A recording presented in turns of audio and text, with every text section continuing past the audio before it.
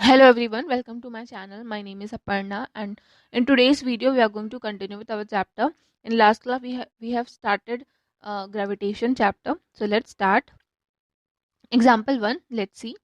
The mass of earth is 6 into 10 to the power 24 kg and the mass of sun is 2 into 10 to the power 30 kg. If the average distance between the earth and the sun is 1.5 into 10 to the power 11 meter, then calculate the force exerted by the sun on the earth. What will be the force exerted by earth on the sun? देखिए यहाँ पर question बोल रहा है कि हम हमें क्या दिया है, मास ऑफ अर्थ दे दिया है, मास ऑफ सन दे दिया है और दोनों के बीच का जो एवरेज डिस्टेंस है वो यहाँ पर दे दिया है 1.5 into 10 to the power 11 metre. अब बोल रहा है कि हमको कैलकुलेट करना है कि सन जो है वो अर्थ पे कितना फोर्स एक्सर्ट करता है और साथ में बोल रहा है कि अर्थ जो है वो सन पर कितना फोर्स एक्सर्ट करता है, ये हमको कैलकुलेट करना है। तो देखिए solution, the force exerted by earth on the sun and the force exerted by sun on earth are equal। ठीक है, दो क्वेश्चंस यहाँ पर बोले गए हैं। सन अर्थ पे कितना फोर्स लगा रहा है और अर्थ सन पे कितना फोर्स लगा रहा है, उसका क्वेश्चन आपको आंसर आपको यहाँ दे दिया है कि दोनों ही एक दूसरे के ऊपर क्या है, इक्वल अमाउंट में फोर्स लगाएंगे। तो अगर हम किसी एक फोर्स को, ठीक है, दोनों फोर्सेस में से किसी एक फोर्स को भी हम यहाँ पर कैलकुलेट कर लेते हैं तो हमको दूसरा फोर्स भी आसानी से मिल जाएगा क्योंकि वो दोनों ही क्या है, इक्वल है। अब देखिए, according to equation 4 the force of attraction between the earth and the sun. ठीक है, हम लोगों ने ऊपर में भी फोर्स ऑफ अट्रैक्शन का क्या निकाला था, फॉर्मूला निकाला था, तो वही यहाँ पर हम लोग यूज करेंगे। तो force is equals to G M E into M S upon R. ठीक है, M1 M2 यहाँ पर था, तो एम ई यहाँ पर क्या है, तो मास ऑफ अर्थ है और एम एस क्या है, मास ऑफ सन है। आर जो है वो दोनों के बीच का डिस्टेंस है जिसको हम लोगों ने यहाँ पर निकाला है और जी जो है वो कांस्टेंट था, जो कि जिसका कांस्टेंट का भी वैल्यू जो है वो लास्ट क्लास में बता दिया गया है आपको। तो ठीक है, तो यहाँ पर जी इज इक्वल्स टू क्या हो गया, 6.67 into 10 to the power -11 newton metre square पर केजी स्क्वायर। ठीक है, तो यहाँ पर अब ये तीनों जो वैल्यू, ये जो चारों जो वैल्यू है उसको हम इस वैल्यू में पुट कर देंगे, इसको सॉल्व करेंगे तो हमारा आंसर निकल के आ जाएगा 35 into 57 into 10 to the power 21 newton. ठीक है, तो अर्थ सन के ऊपर या फिर सन अर्थ के ऊपर कितना फोर्स लगा रहा है, तो वो है 35.57 into 10 to the power 21 newton. अब यहाँ पर आपको एक्टिविटी दी हुई है जिसमें बोला है कि आपको फोर्स ऑफ अट्रैक्शन निकालना है। आपके और आपके जो दोस्त हैं जो कि एक दूसरे से 1 मीटर डिस्टेंस पे बैठे हुए हैं, आपको कुछ फोर्स महसूस हो रहा है क्या, ये आपको यहाँ पर बताना है। नेक्स्ट हम देखते हैं ग्रेविटेशन एक्सिलरेशन, स्मॉल जी।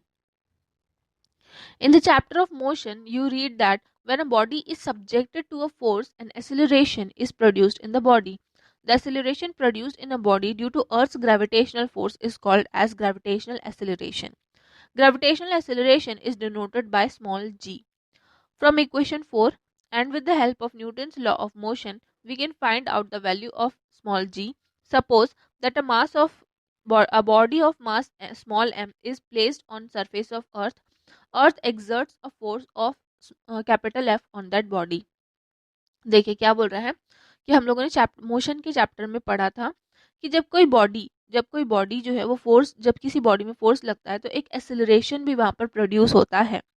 तो ऐसे एसिलरेशन जो कि हमारी बॉडी में लग रहे हैं अर्थ के ग्रेविटेशनल फोर्स की वजह से, उसको कहा जाता है ग्रेविटेशनल एसिलरेशन। ठीक है, क्या है ऐसा एसिलरेशन जो कि हमारी बॉडी में ग्रेविटेशनल फोर्स के कारण लग रहा है, अर्थ के ग्रेविटेशनल फोर्स के कारण लग रहा है। ठीक है, याद रहे अर्थ के ग्रेविटेशनल फोर्स के कारण लग रहा है तो उसे ग्रेविटेशनल एसिलरेशन कहा जाएगा और इसे स्मॉल जी से डिनोट करते हैं। ठीक है, स्मॉल जी से डिनोट करते हैं।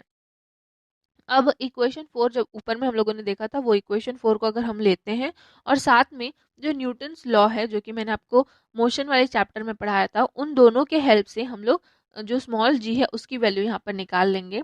तो इसके लिए हम सबसे पहले सपोज कर रहे हैं कि कोई बॉडी है जिसका मास जो है वो स्मॉल m है, उसको अर्थ के सरफेस में यहाँ पर प्लेस करेंगे और अर्थ जो है वो फोर्स लगा रहा है कैपिटल F उस बॉडी पे। ठीक है, अब इक्वेशन 4 क्या है, तो F is equals to G capital M into small m upon R square, ये आपका क्या है, इक्वेशन 4 था ऊपर में, ठीक है।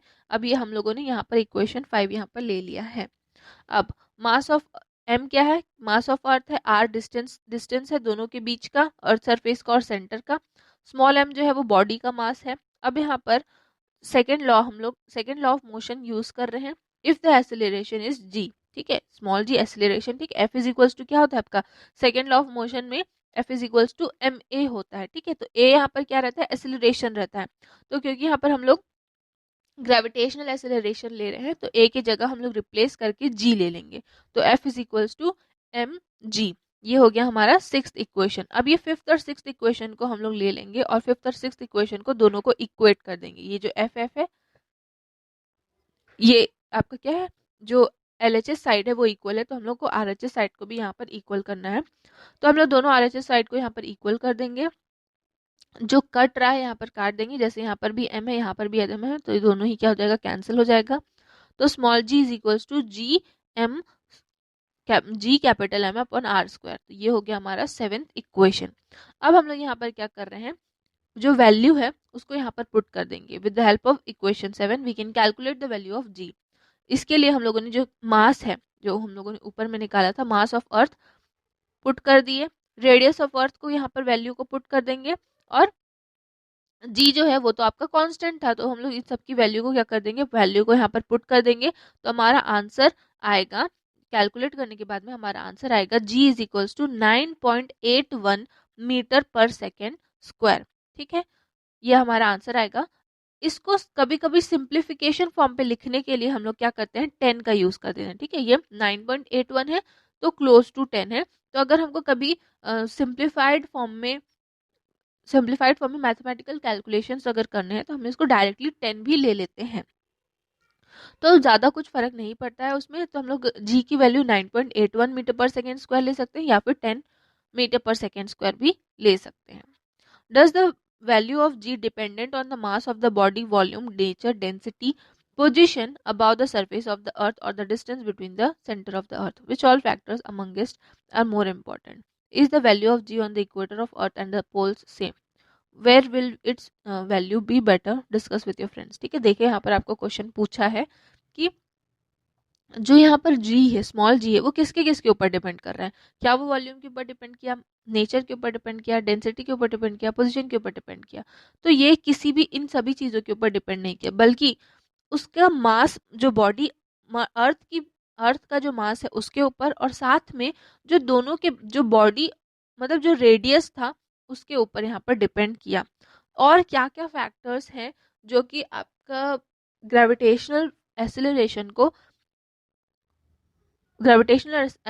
को अफेक्ट कर सकते हैं, ये यहाँ पर क्वेश्चन पूछ रहा है। आप अपने फ्रेंड्स के साथ में इसको डिस्कस कर सकते हैं। नेक्स्ट पूछ रहा है, क्या जो अर्थ के इक्वेटर पे, ठीक है, अर्थ के इक्वेटर में मीन सेंटर में, अर्थ के सेंटर पे वैल्यू ऑफ जी कैसी रहेगी, पोल्स में वैल्यू कैसी रहेगी, ठीक है, ये यहाँ पर आपको ये बोल रहा है। नेक्स्ट है आपका फ्री फॉल। आपका फ्री फॉल जो है वो हम नेक्स्ट क्लास में करते हैं। आपका आज के लिए इतना ही, इसके बाद हम नेक्स्ट क्लास से हम पढ़ेंगे फ्री फॉल। अगर आपको वीडियो पसंद आई तो please like share and subscribe करें। और हाँ, मेरे इंस्टाग्राम चैनल का जो लिंक है वो आपका डिस्क्रिप्शन में आपको मिल जाएगा, तो प्लीज़ जाकर फॉलो ज़रूर करें। Thank you.